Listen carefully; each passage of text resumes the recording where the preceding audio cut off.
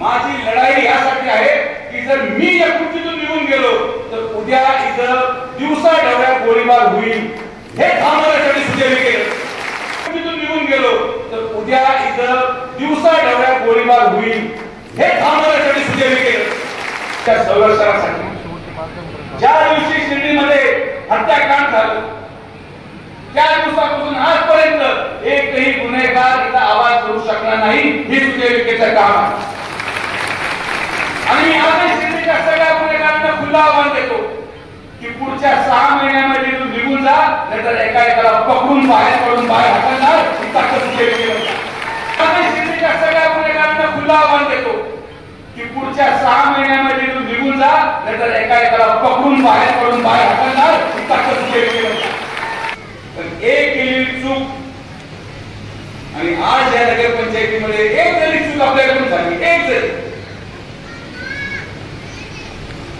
तुमचे मुलं तुम्हाला कधी माफ करणार नाही एवढंच मला तुम्हाला सांगायचं 40 वर्ष श्रीरामपूरला लागले 40 वर्ष मी तिकडे कधी जातही नव्हतो मी एक दिवस असा चहा प्यायला गेलो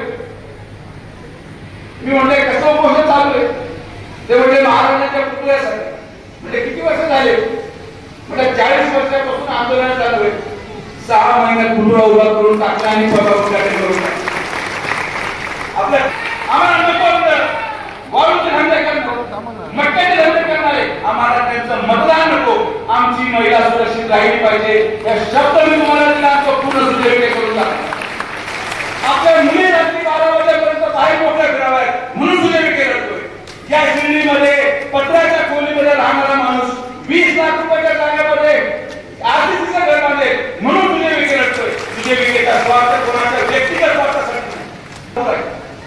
मला पैशाची आवश्यकता नाही माझा खर्च अतिशय कमी आहे ज्यांनी माझ्याकडे मला 20 वर्षापासून जे माझ्याबरोबर काम करतात माझ्या अंगावर हेच कपडे मी कधी दाढीला घालत नाही केसर कापत नाही चपलाही माझ्या फाटकेत मी खासदार होतो तरी असाच आहे आणि माझी झालो तरी असाच आहे तरी सुजय विखेची ओळख त्याच्या कार्यालयावर आहे तुमच्या कपड्यावर आमचे गटारीमध्ये पैसे खाणारे आम्ही नाही अंगणवाडीमध्ये पैसे खाणारे आम्ही नाही आणि तिथं एक महिला उठून म्हटली दादा तुम्ही म्हणता म्हणून आम्ही काढतोय कारण की आम्हाला विश्वास आहे की तुम्ही आम्हाला जागा सोडून देणार एक महिलेच्या आश्रूचा मोल भेटता भेटता माझे 6 महिने गेले पण आज त्या आश्रूचं रूपांतर आनंद आश्रूमध्ये करण्याचे कारण तर दुसरा पुढलाच एकदा जाहिरात काढली दोनदा जाहिरात काढली तीनदा जाहिरात काढली पण 1 रुपयाचं खिशातून कोणी द्यायला तुमच्या मुलांच्या भविष्यासाठी तयार झाला नाही आणि परत सुजय विखेला जेवा लागलं हे मी तुम्हाला या ठिकाणी सांगतो प्रत्येकाला नगराध्यक्ष व्हायचं प्रत्येकाला उपनगराध्यक्ष व्हायचंय पण तुमचं जीवन आणि तुमच्या मुलाला जर तुमचं भविष्य द्यायचं असेल तर फक्त आणि फक्त विखे पाटील परिवारच देऊ शकतो हे मी तुम्हाला सांगतो तुम्हाला हा गैरसमज आहे तुम्हाला हा गैरसमज आहे की मला प्रत्येक ठिकाणी खुर्चीवर बसायचं तुम्हाला हा गैरसमज आहे की मला प्रत्येक सत्ता केंद्र पाहिजे पण माझी लढाई ही कुठल्या व्यक्तीबरोबर नाही माझी लढाई ह्या कुठल्या पक्षाबरोबर नाहीये माझी लढाई कुठल्या विचाराबरोबर नाहीये तुम्ही सांगावं की आम्ही प्रशासकाच्या काळामध्ये केलेलं काम निकृष्ट दर्जाचं होतं आमच्या रक्तात ते नाही गटारीमध्ये पैसे खाणारे आम्ही नाही अंगणवाडीमध्ये पैसे खाणारे आम्ही नाही आज स्वतः विखे पाटील परिवार वर्षाला 25 लाख रुपये खर्च करून दरवर्षी 25 लाखामध्ये 5 अंगणवाड्या चालवण्याची जबाबदारी माननीय आमदार दादा कृष्ण विखे पाटील आम्ही जाहिरात काढली जेव्हा 5 अंगणवाड्या आपण बांधल्या मला दिगे साहेब म्हणले दादा कोणीच येणार नाही तुम्ही चालवायला घ्या म्हणजे थांबा एकदा जाहिरात काढून पाहू की कोण श्रेणीच्या उज्ज्वल भविष्यासाठी पुढे येतं एकदा जाहिरात काढली दोनदा जाहिरात काढली तीनदा जाहिरात काढली पण 1 रुपयाचं खिशातून कोणी द्यायला तुमच्या मुलांच्या भविष्यासाठी तयार झाला नाही आणि परत सुजय विखेला जेवा लागलं हे मी तुम्हाला या ठिकाणी सांगतो ही या श्रेणीची वास्तविक मत मागायला सगळे येतील प्रत्येकाला नगराध्यक्ष व्हायचं प्रत्येकाला उपनगराध्यक्ष व्हायचंय पण तुमचं जीवन आणि तुमच्या मुलाला जर असेल तर फक्त आणि फक्त विखे पाटील परिवारच देऊ शकतो हे मी तुम्हाला सांगतो. आम्ही या ठिकाणी काम करत असताना कुठल्या स्वार्थामध्ये काम करत बाबांनी जोपर्यंत काम करायची सेवा करायची संधी दिली तोपर्यंत आम्ही काम करत आहोत. बाबांनी जोपर्यंत आशीर्वाद दिला तोपर्यंत आम्ही काम करत आहोत. अनेक लोकांना असं वाटतं की यांच्या घरी सत्ता का. तुम्हाला हा गैरसमज आहे. तुम्हाला हा गैरसमज आहे की मला प्रत्येक ठिकाणी खुर्चीवर बसायचं. तुम्हाला हा गैरसमज आहे की मला प्रत्येक सत्ता केंद्र पाहिजे. पण माझी लढाई ही कुठल्या व्यक्तीबरोबर नाही. माझी लढाई ह्या कुठल्या पक्षाबरोबर नाही. माझी लढाई कुठल्या विचाराबरोबर नाहीये. माझी लढाई यासाठी आहे की जर मी या खुर्चीतून निघून गेलो तर उद्या इथं दिवसा ढवळ्या गोळीबार होईल हे थांबवण्यासाठी सुजय विखे. आपल्या मुली रात्री 12 वाजेपर्यंत बाहेर मोकळ्या फिराव्या म्हणून सुजय विखे लढतोय.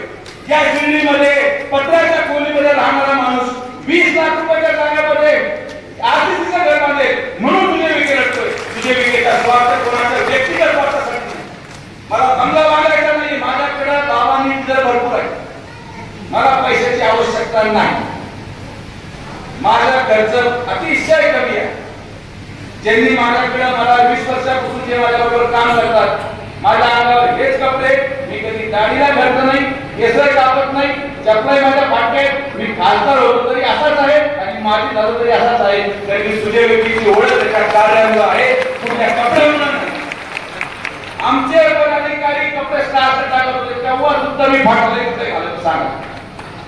आमच्या कार्यकर्त्यांना भारी गाड्या झाल्या तरी आपण कमी भाड्या गाड्या तेव्हा फिरतो. आता भारी गाडी. मला लढा हा शिर्डीच्या संरक्षणासाठी. ज्या दिवशी शिर्डीमध्ये हत्याकांड झालं त्या दिवसापासून आजपर्यंत एकही गुन्हेगार इथं आवाज करू शकला नाही. हे सुजय विखेचं काम आहे. आणि मी आजही शिर्डीच्या सगळ्या गुन्हेगारांना खुलं आव्हान देतो की पुढच्या 6 महिन्यामध्ये निघून जा नाहीतर एकाला पकडून बाहेर हाकलणार. सुजय विखे आम्हाला नको वाळूचे धंदे करणार मटक्याचे धंदे करणारे आम्हाला त्यांचं मतदान नको. आमची महिला सुरक्षित राहिली पाहिजे हे शब्द मी तुम्हाला दिला तो पूर्ण सुजय विखे करून टाकतो. राजकारण सारखे धर्माच्या नावावर केलं जाऊ शकत नाही. या श्रेणीमध्ये साईबाबांचं शिकवण सबका मालिक हे सर्व धर्म जाती या श्रेणीमध्ये एकोपाने राहतात आणि हा कुटुंबाचा कुटुंब प्रमुख म्हणून सर्व धर्म जातीच्या लोकांना विखे पाटील संरक्षण देणार. फक्त गुन्हेगार याच्यामधून बाहेर काढले जाणार आहे. आज तिथं जमीन देताना ही जमीन मात्र समाजाच्या व्यक्तीला पण जाते. ही जमीन मराठाला पण चालली. ही जमीन मुस्लिम समाजाला पण चालली. ही जमीन आदिवासी समाजाला पण चालली. जेव्हा आम्ही जागा देताना भेदभाव करत नसो तुम्ही देखील मतदान टाकताना भेदभाव केला नाही. तर आम्ही माणसाकडे पाहून त्याच्यामध्ये त्याचा धर्म शोधत नाही त्याची जात शोधत नाही. तर आज शिर्डीमध्ये काय करा कोणी धर्म शोधायचं काय करा कोणी जात शोधायची. इथं तुम्हाला दुसरं कोणीही संरक्षण देऊ शकणार नाही. लोक येतील खुर्चीवर बसतील मतं मागतील पदाचा गैरउपयोग होईल. तर एक केलेली चूक आणि आज या नगरपंचायतीमध्ये एक जरी चूक आपल्याकडून झाली एक जरी तुमचे मुलं तुम्हाला कधी माफ करणार नाही एवढंच मला तुम्हाला सांगायचं. मला वाटतं याच्या अगोदरही विरोध पळून गेले होते नगराध्यक्ष झाले होते तरी सुद्धा जेव्हा विधानसभा आली तेव्हा शिर्डीने 70% मतदान आणि नामदार राधाकृष्ण विखे पाटील साहेबांनाच टाकलं होतं. तर एखाद्या नगराध्यक्षापुरता माझा वलय नाही. एखाद्या नगरपालिकेपुरता नामदार राधाकृष्ण विखे पाटील साहेबांचं प्रतिष्ठापनाला लागले नाही. काही लोकांना असं वाटतं की कशी ही नगरपालिका सत्तांतर व्हावं आणि कसं महाराष्ट्रामध्ये दाखवलं जावं की विखे पाटलांच्या हातातून विखे पाटलांचा गड कोसळला. ही पार्टी काही लोकांनी तयारी करून ठेवली आहे. विखे पाटलांचा गड ही सत्ता नाही. विखे पाटलांचा गड हा या मतदारसंघाच्या झोपडपट्टीमध्ये राहणारा प्रत्येक माणूस हा त्यांचा गड आहे आणि आम्ही हा गड ढसळून देणार नाही. आज या कार्यक्रमाच्या निमित्ताने आमच्या युवकांना प्रेरणा देण्यासाठी या शिर्डीच्या पुढचं भवितव्य कोणाच्या विचाराने चालावं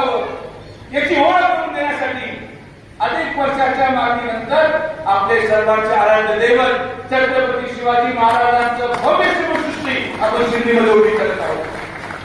40 वर्ष श्रीरामपूरला लागली. 40 वर्ष मी तिकडे कधी जातही नव्हतो. मी एक दिवस असा चहा प्यायला गेलो. मी म्हटले कसं उपोषण चालू आहे. ते म्हटले महाराजांच्या पुतळ्यासाठी. म्हणजे किती वर्ष झाले. म्हणजे 40 वर्षापासून आंदोलन चालू आहे. 6 महिन्यात पुतळा उभा करून टाकला आणि उद्घाटन करून टाकलं. आपलं काम हीच आपली ओळख आहे. आणि मी तुम्हाला सांगतो, जर मी एखाद्या गोष्टीला नाही म्हणतो, तर मी एखादी गोष्ट करू शकलो नाही, तर ते महाराष्ट्रामध्ये कोणी करू शकणार नाही. हे पण तितकंच सत्य आहे. खोटे आश्वासन देणं हे माझ्या रक्तात नाही. खोटं बोलून मतं मिळवणं हे माझ्या रक्तात नाही. मी मताचा त्याग करेन, पण सुजय विखेचा शब्द हा त्याच्या जीवापेक्षा महत्वाचा आहे. आणि आजचा हा कार्यक्रम हा कुठल्या नगरपंचायतीला उद्देशून नाही. विधानसभेला दिलेला प्रत्येक शब्द आज पूर्ण झाला हे दाखवण्यासाठी आजचा हा कार्यक्रम आहे. जे मुद्दे विधानसभेमध्ये भाषणामध्ये मी बोलतो, जे आश्वासन विधानसभेमध्ये मी दिले, ते सगळे आश्वासन आज पूर्ण झाले. आणि आता नगरपंचायतीच्या निवडणुकीमध्ये महायुतीच्या वतीने जे जे आश्वासन दिले जाईल ते पुढच्या विधानसभेमध्ये पूर्ण केल्याशिवाय परत बदल मागायला आम्ही येणार नाही. हा एक प्रवास. आज विरोधक येतील, भाषण करतील. मला त्यांना प्रश्न आहे की तुम्ही शिर्डीचा विकास करणार कसा. केंद्रात आपली सरकार, राज्यात आपली सरकार, पालकमंत्री आपले, आणि मग निधी तुम्ही कुठून आणणार. पैसे कुठून आणणार. एक रस्ता तरी करू शकता का. हा विचार मतदारांनी केला पाहिजे. आश्वासनांनी पोट भरत नाही. अशा प्रकारचे कार्यक्रम. खरं तर हा कार्यक्रम संध्याकाळी होता, पण मला कोणतरी कुठून लागली किंवा 4 वाजता निवडणुका जाहीर होणार आहे. मी म्हटलं बाबा तुम्ही करून घ्या. ते सगळं केलेलं पाण्यामध्ये जाईल. कारण की जे गेल्या मागच्या 1 महिन्यापासून रोज मुंबईला जाऊन भांडण करून महाराष्ट्रामधलं हे पहिलं उदाहरण आहे ज्यामध्ये नगरपालिकेची जागा प्रधानमंत्री आवास योजनेसाठी 1 रुपये न घेता आपण लोकांना देत आहोत. हे महाराष्ट्रामध्ये पहिली.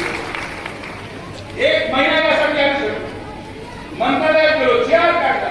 काल रात्री 7:30 वाजता चेअर हातात पडल्याशिवाय म्हणजे कार्यक्रम घ्यायचा नाही. आणि मला आभार मानायचे त्या प्रत्येक नागरिकांचे, त्या प्रत्येक भगिनीचे, ज्यांनी या विश्वासावर ते घर काढलं होतं की मला घर काढताना आजही तो क्षण आठवतो. गोपीनाथ बापूच्या हॉटेलच्या आवाज बैठक झाली होती आणि तिथं एक महिला उठून म्हटली की दादा तुम्ही म्हणता म्हणून आम्ही काढतोय, कारण की आम्हाला विश्वास आहे की तुम्ही आम्हाला जागा करून देणार. एक महिलेच्या आश्रूचा मोल भेटता भेटता माझे 6 महिने गेले, पण आज त्या आश्रूचं रूपांतर आनंद आश्रूमध्ये करण्याचा आनंद दुसरा कुठलाच नाही.